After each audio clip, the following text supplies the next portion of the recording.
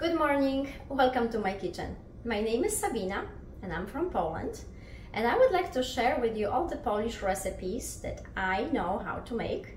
My family taught me how to make, and not only Polish recipes but anything else I make in my kitchen.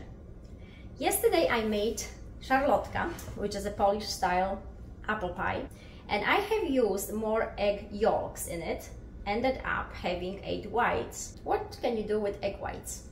Well, egg whites are great for making coconut cookies. I love the coconut flavor. It was something I did not grow up being in Poland when I was a kid, and coconut for me is very exotic and I love the taste. So coconut cookies sound really good. It was my daughter this morning who told me, "Mama, when are you going to make those coconut cookies again?"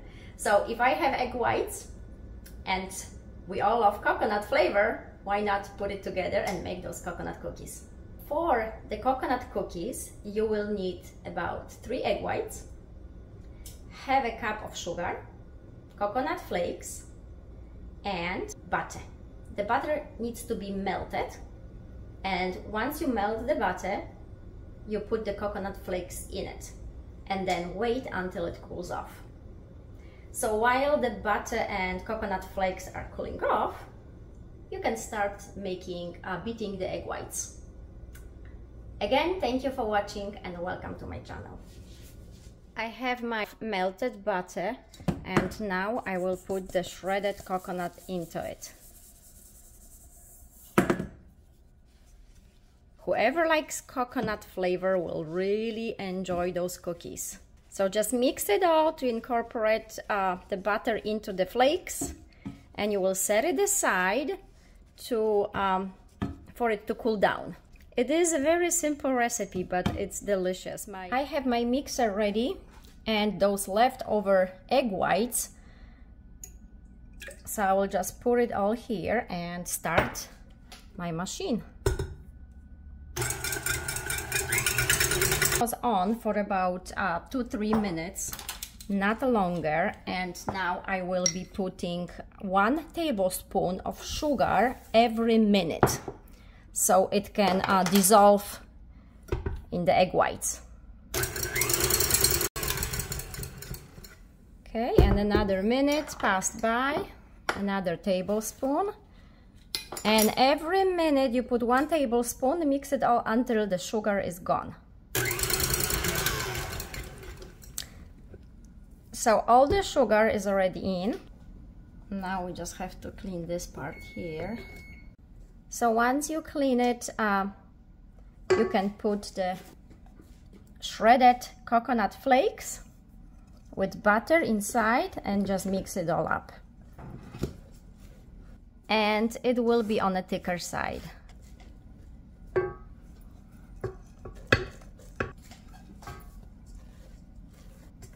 And once it's mixed, we'll take a cookie sheet. We are ready to place those cookies on a cookie sheet. And it's hard to measure those because they're really gooey.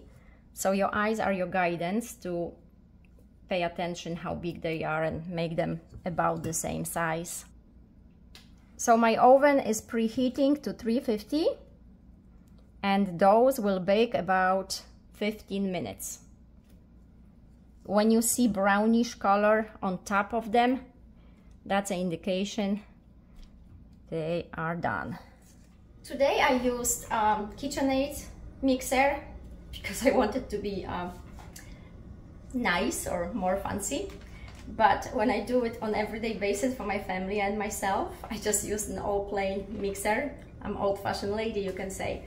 And you might laugh, but that's my way of helping my hands. I have this string, and what I do is I put it here on the knobs, have my mixing bowl, and once I start mixing, I can go and do my stuff. If I need to do anything else, just come back, check on it, and once done, take it out, and that's it.